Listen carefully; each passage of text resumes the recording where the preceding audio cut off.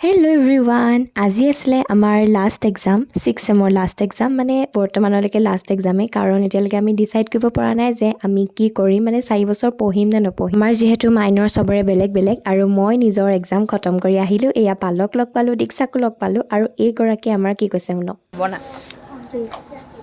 আজি বহুত গৰম উঠিছে দেই পৰীক্ষা ক আজি হাত বিষাই গ'ল এইডোখৰ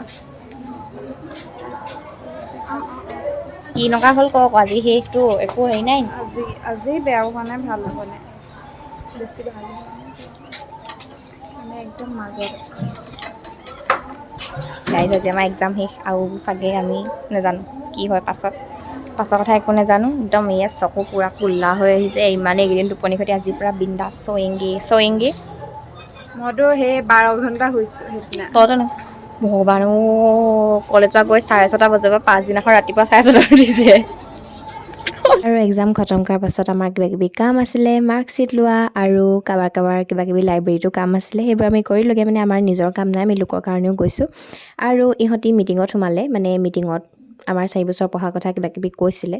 আৰু আজি ঘৰলৈ লৈ আহিলোঁ মই আমাৰ দীক্ষাক মানে আমাৰ ঘৰত আজি আছে সকাম আৰু তাই সকাম খাই কাইলৈ একেবাৰে ঘৰলৈ যাবগৈ যিহেতু সিহঁতৰ ঘৰটো বহুত দূৰ আমাৰ ঘৰৰ পৰা মানে আধাটো দূৰ হয় সেইকাৰণে আমাৰ ঘৰলৈ লৈ আহিছোঁ আৰু এয়া ভকত আহিব হ'লেই আমি ধুনীয়াকৈ সেইকাৰণে ভণ্টি মই মেখেলা চাদৰ পিন্ধি ল'লোঁ মানে আমাৰ ঘৰত সৰুকৈ এনেই ভাগৱতৰ নিয়ম অলপ কৰিছিলে চাহ হ'লিছে পূজা বাইদেউ হাই ক আমি এতিয়া খাম জিলাপি দীক্ষা বাইদেউ গ'লে গ'লগৈ